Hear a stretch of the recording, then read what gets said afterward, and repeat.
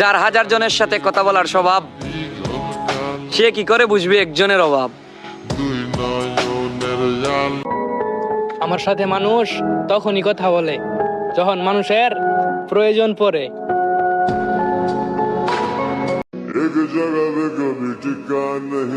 গরিব হতে পারি কিন্তু ছোট লোক নই, কারো চয়েস হতে পারি কিন্তু অপশন নই।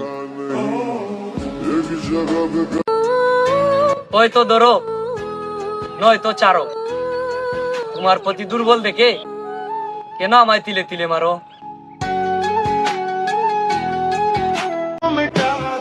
আমার জীবনে শখের কোনো শেষ নেই, তবে আপাতত শুধু আপনাকেই চাই।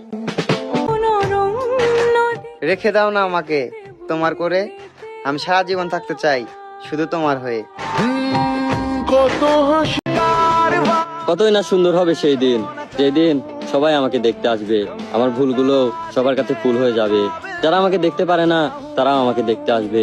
যেদিন সাদা কাপড়ে মুড়িয়ে যাব, ওই দিন সবাই আমাকে ভালোবাসবে। কতই না সুন্দর হবে।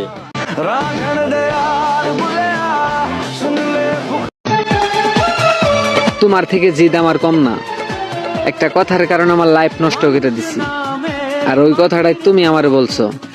একটা কথা মনে রাখো, তোমার তৃষ্ণায় মৃত্যুবরণ করব, তবু আর তোমার কাছে যাব না।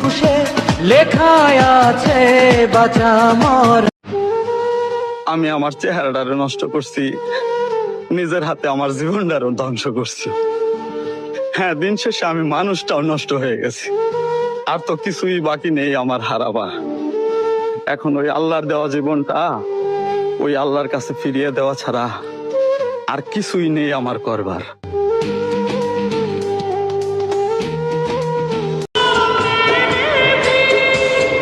আপনি আমার দ্বারা কোনো কষ্ট পেলে আমাকে ক্ষমা করে দিবেন, তবে একটাবার ভেবে দেখবেন, সময় আর ভালোবাসা ছাড়া আপনার কাছে কি বা চেয়েছিলাম।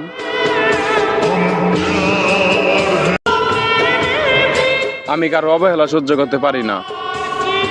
যদি আমাকে আপনার কাছে বিরক্ত লাগে তাহলে বলে দিন, আমি চুপচাপ আপনার জীবন থেকে দূরে সরে যাব।